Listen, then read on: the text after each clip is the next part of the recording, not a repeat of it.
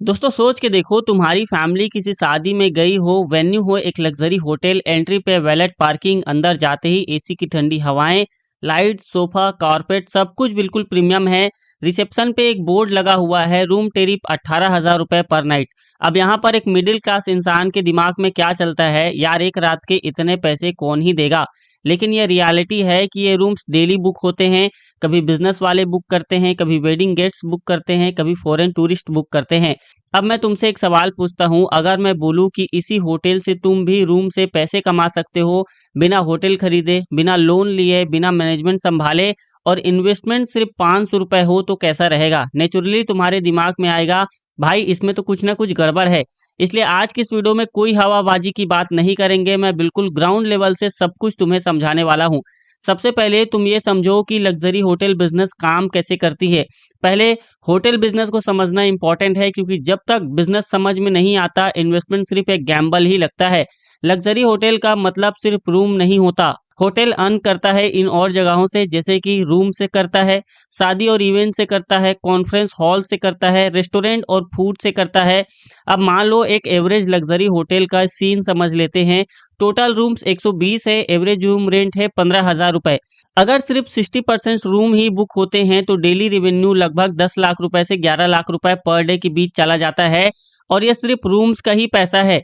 इसीलिए होटल्स का business daily running income वाला होता है, मंथ या फिर ईयरली का नहीं होता। और इसी डेली कैश फ्लो की वजह से इन्वेस्टर का इंटरेस्ट यहाँ पर बढ़ रहा है। नॉर्मल आदमी डायरेक्ट इसमें इन्वेस्ट क्यों नहीं कर पाता, ये बहुत बड़ा सवाल है। अगर होटल बिजनेस इतना आसान होता तो हर कोई इसमें इन्वेस्ट क्यों नहीं करता? इसके सिंपल रीजन से आइए मैं आपको बताता हूँ।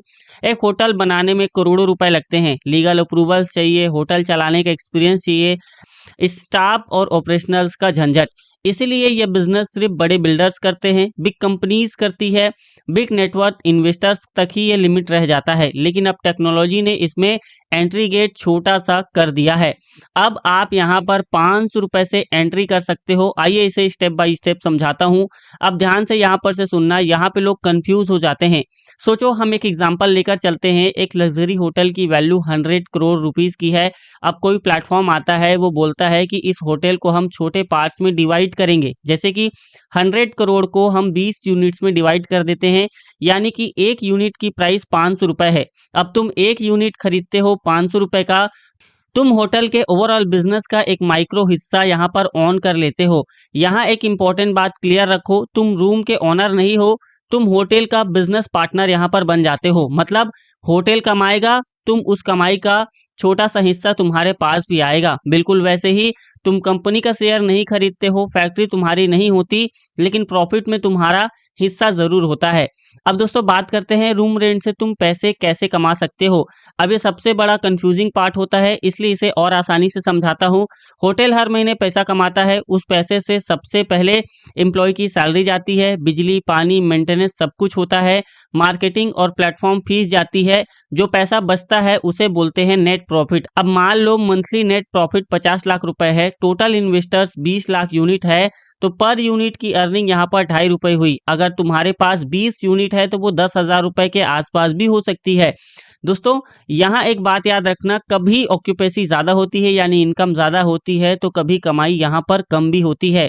यह सैलरी नहीं है, ना ही ये एफडी की तरह है, यह बिजनेस इनकम है।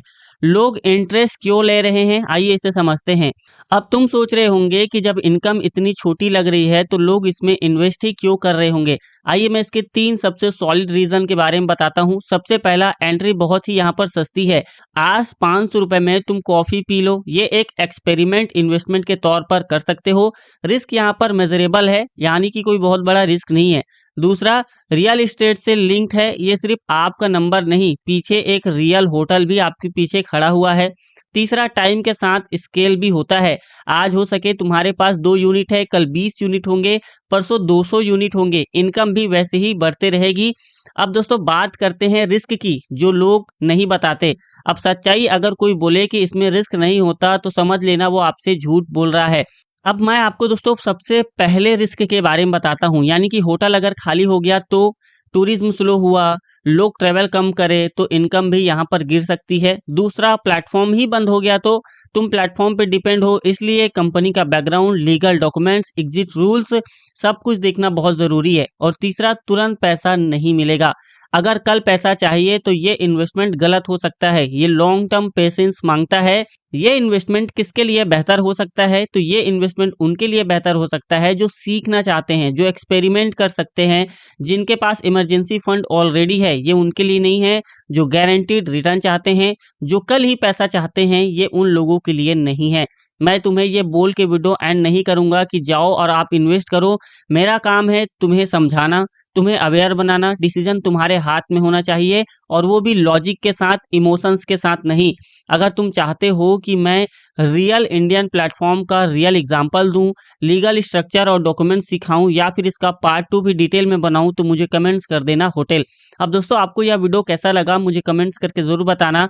और यदि आप हमारे चैनल पर नए हो तो चैनल को सब्सक्राइब करके बेल आइकन को प्रेस जरूर कर देना। This video for education purpose only, I am not a SEBI registered advisor. Please do your own research before investing. Investment are subject to market risk.